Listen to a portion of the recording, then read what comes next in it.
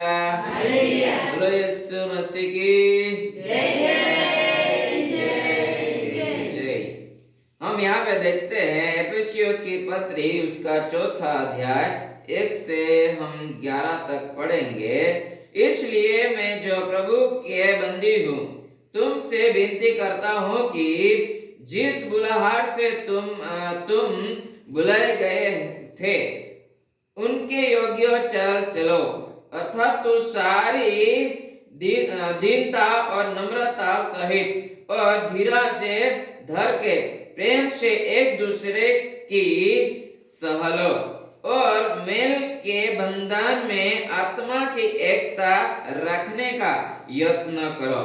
एक ही देह है और एक ही आत्मा, जैसे तुम्हें जो बुलाए गए थे अपने बुलाए जाने से एक ही आशा है, एक ही प्रभु है, एक ही विश्वास, एक ही बपतिस्मा और सबका एक ही परमेश्वर और पिता है, जो सबके ऊपर और सबके मध्य में और सब में है। पर हमसे हर एक को मसीह के दान के परिमाण के अनुसार अनुग्रह मिला है। इसलिए वह कहता है, वह ऊंचे पर चढ़ा और बंदियों को बंद ले गया और मनुष्यों को दान दिए। उसके चढ़ने से और क्या पाया जाता है? केवल यह कि वह पृथ्वी की निचली जगह में उतरा भी था और जो उतर गया यह वह है जो सारे आकाश के ऊपर चढ़ भी गया कि सब कुछ परिपूर्ण करे। अब यहाँ पे हम देखते हैं 11वीं आयत में, उसने कुछ से तो प्रेरित नियुक्त करके और कुछ को भविष्यवक्ता नियुक्त करके और कुछ को सुसमाचार सुनाने वाले नियुक्त करके और कुछ को रखवाले और उद्देश्य के नियुक्त करके दे दिया। हालेलुया। हम यहाँ पे देखते हैं कि परमेश्वर का वचन हमको बोलता है, इसलिए मैं जो प्रभु में बंदी हूँ तुमसे विनती करता हूँ कि जिस बुलाहट से तुम बुलाए गए थे उससे योग्य चलो। Hallelujah hallelujah. परमेश्वर का नाम में धन्यवाद हो। यहाँ में गुजराती में अच्छा लिखा है, એ માટે હું પ્રભુનો સારો બંદીવાન તમને વિનંતી કરું છું કે પ્રભુ તમને તેડવામાં આવ્યા છે તે તેડાને યોગ્ય થઈને ચાલો। हालेलुया। हिंदी में भी यही लिखा है, इसलिए मैं जो प्रभु में बंदी हूँ तुमसे विनती करता हूँ कि जिस बुलाहट से तुम्हें बुलाए गए थे उसके योग्य चलो। हालेलुया। परमेश्वर ने तुमको और मुझे कुछ तो तुम सबको परख के समझ के और तुम्हारे पे विश्वास करके तुमको और मुझे बुलाया है। हालेलुया। इसलिए हम ये बात कभी नहीं ये कह सकते कि हम तो हमारी इच्छा से आए हैं, हम तो ये परिस्थिति में पड़े थे, वो परिस्थिति में पड़े थे, ये बंधन में थे, उस बंधन में थे, ये बीमारी में थे, वो बीमारी में थे, इसलिए हम आए हैं, ऐसे हम कह सकते हैं। लेकिन ऐसा नहीं है। परमेश्वर का वचन बोलता है कुछ तो बुलाहट है तुम्हारे और मेरे लिए। तो परमेश्वर का वचन ये बोलता है कि उसी को अधीन में रह के क्या करो, चलो मतलब क्या है कि उसके अधीन में रह के परमेश्वर का कार्य करते हुए जीवन जीना है। हालेलुया। हम जल्दी से आगे देख लेते हैं क्या बोलता है परमेश्वर का वचन 11वीं आयत में। उसने कुछ तो प्रेरित नियुक्त करके और कुछ तो भविष्यवक्ता नियुक्त करके और कुछ तो सुसमाचार सुनाने वाला नियुक्त करके और कुछ को रखवाले और उपदेशक नियुक्त करके दे दिया, जिसमें पवित्र लोग शुद्ध हो जाए और सेवा का काम किया जाए और मसीह की देह उन्नति पाए। क्या करे? मसीह की देह उन्नति पाए। हालेलुया। मसीह का देह मतलब क्या है? इस संसार में परमेश्वर ने यहाँ पे लिखा है कुछ तो प्रेरित, कुछ तो प्रबोधक, कुछ तो रखवाले। हालेलुया। परमेश्वर का वचन बोलता है ये क्या किया है परमेश्वर ने इस पृथ्वी पर दिया है, रखा है काय के लिए कि परमेश्वर का देह क्या करे? बढ़ोतरी होने पाए। हालेलुया। तो परमेश्वर की देह क्या है? इस संसार में परमेश्वर की कलीसिया, चर्च। हम समझ सकते हैं, इसे कैसे कह सकते हैं कि परमेश्वर की देह कलीसिया, चर्च हो सकती है? क्योंकि परमेश्वर ने यहाँ पर बोला है क्या क्या है कि कुछ रखवाले हैं, कोई तो सुसमाचार सुनाने वाले हैं और कोई तो क्या है? भविष्यवक्ता है, ये है, वो है, सब है। क्यों है? वो किसको भविष्यवक्ता काम में आता है? परमेश्वर के लोगों को सुसमाचार सुना के परमेश्वर की देह को बढ़ोतरी करने के लिए ये लोग काम आते हैं। कौन लोग काम आते हैं? सुसमाचार सुनाने वाले लोग। सुसमाचार सुन के परमेश्वर के लोग परमेश्वर के कार्य में जब बढ़ोतरी होते हैं तो ये होता है कि परमेश्वर की देह बढ़ती है।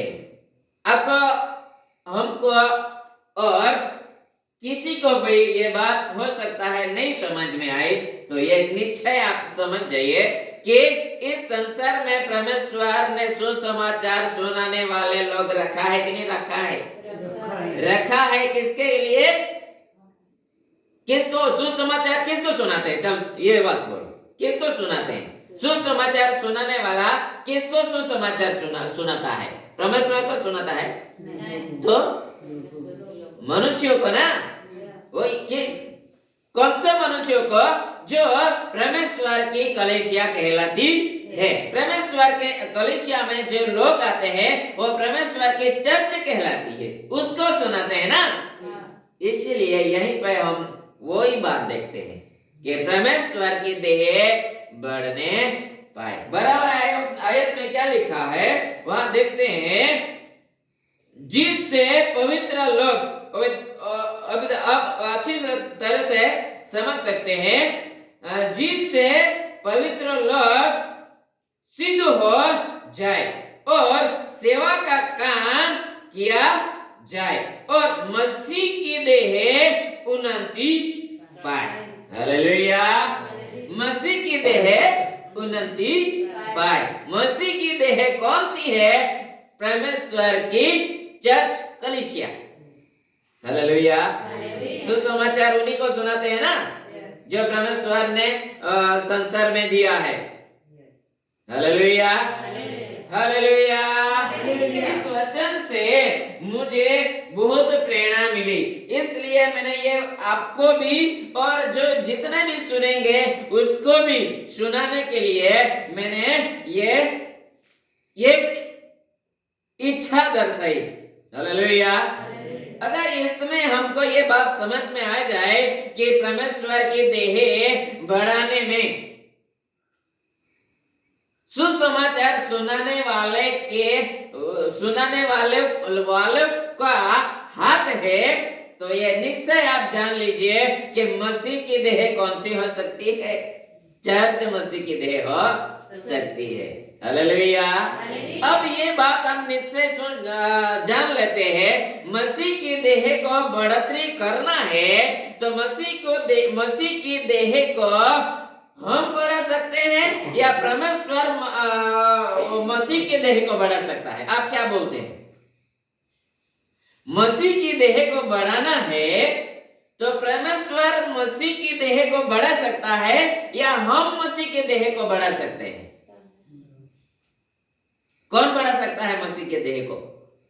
अब नहीं समझ में आया है तो जरा देख लो। ये मेरे देह को मेरा तंदुरुस्त रखना है, नहीं है ना?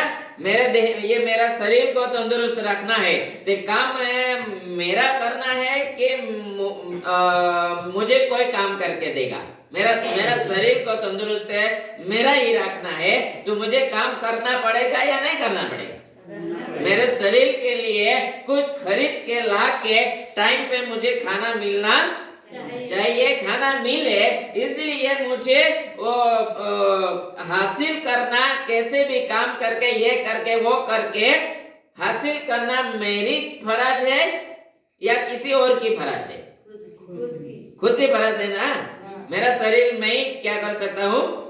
उसका तंदुरुस्त है, देखभाल मैं कर सकता हूँ ना। मसीह की देह का भी वैसा ही है। जो मसीह ने और परमेश्वर ने ये बात बोला है, इसीलिए मैंने क्या दिया है, वापस हम ये बात देख सकते हैं परमेश्वर ने क्या क्या हमको दिया है। प्रभु यीशु तुम्हारी स्तुति था राजा।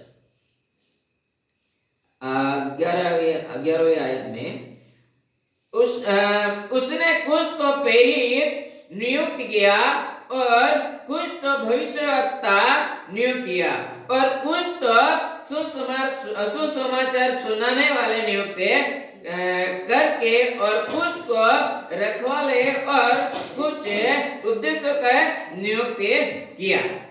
हालेलुया। ये नियुक्त करने का मतलब क्या है? क्योंकि ये जो है ना, वो मसीह को देह को क्या करने के लिए? बढ़ोतरी करने में ये मददगार बन सके। ऐसा करके परमेश्वर ने इतने लोगों को क्या किया है? नियुक्त किया है। ये मनुष्यों की बढ़ोतरी करते हैं या परमेश्वर की बढ़ोतरी करते हैं? जो इतने लोग हमको दिए हैं, कम से कम 5-6 आइटम के लोग, ये मनुष्यों की बढ़ोतरी करते हैं या परमेश्वर के देह को बढ़ोतरी करते हैं? किसकी बढ़ोतरी करते हैं? सुसमाचार सुनाने वाले किसकी बढ़ोतरी करते हैं? परमेश्वर का देह की या मनुष्यों की? परमेश्वर के देह की बढ़ोतरी करने के लिए परमेश्वर ने ऑलरेडी इतने लोग रखा, नियुक्त करके रखा है। Hallelujah, hallelujah. हम कुछ भी कर ले, मेरा शरीर को मेरा तंदुरुस्त रखना है। मैं कैसे भी करके टाइम पे मैं ये शरीर को तंदुरुस्त रखने के लिए खाना कैसे भी करके मैं क्या करूंगा? मेहनत करके और मजदूरी करके टाइम पे मैं खाना इस शरीर के लिए कैसे भी प्राप्त कर लूंगा। हालेलुया, है कि नहीं?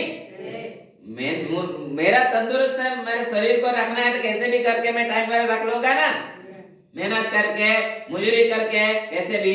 परमेश्वर क्या उसका देह को बढ़ोतरी करना है, वो नहीं करेगा क्या? अरे तू नहीं करेगा तो कोई और तो करेगा ना। क्योंकि मेरा शरीर को मेरा तंदुरुस्त रखना है, तो मैं कैसे भी करके टाइम पे वो हासिल कर लूंगा। परमेश्वर का वचन भी यही बोलता है कि उसकी देह को बढ़ोतरी करने के लिए 12वें आयत में लिखा है, जिससे पवित्र लोग सिद्ध हो जाए और सेवा का काम किया जाए और मसीह की देह उन्नति पाए। हालेलुया। क्या करे? मसीह की देह उन्नति पाए। हालेलुया। मसीह की देह को उन्नति पाने के लिए मसीह खुद ही आयोजन करके कैसे भी करके उसका जो देह है, उसकी चर्च है, उसकी कलीसिया है, वो कैसे भी उसकी बढ़ोतरी करेगा और करेगा और करेगा और करेगा करेगा। हालेलुया। करेगा कि नहीं करेगा? करेगा यार। हम मनुष्य हम खुद के लिए कैसे भी करके हासिल कर लेते हैं, तो परमेश्वर की जो चर्च है, कलीसिया है, उसका परमेश्वर नहीं बढ़ोतरी करेगा। अरे खुद को मुझे भूख लगती है तो परमेश्वर भी ये चाहता है ना कोई नाश में नहीं जाए।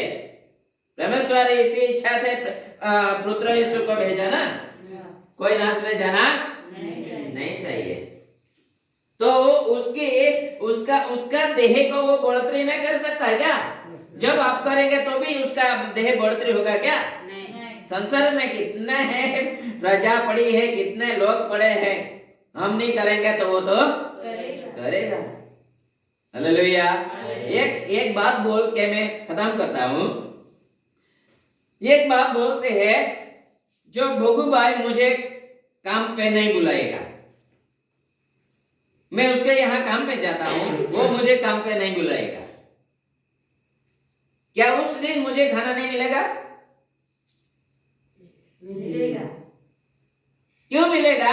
क्योंकि भक्त इसी के यहाँ मुझे खाना मिलेगा, मेहनत मजूरी मिलेगा, ऐसा नहीं है।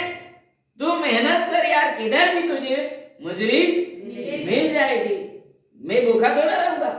भोगू भाई हो सकता है मुझे नहीं देगा उस दिन मजूरी, उस दिन मैं भूखा रहूंगा, ऐसा तो नहीं। अरे बापू परमेश्वर भी ऐसा ही करेगा। तू नहीं करेगा तो तेरा बाप तो करेगा। उसके देह को वो ऐसा पड़ा नहीं रहने देगा।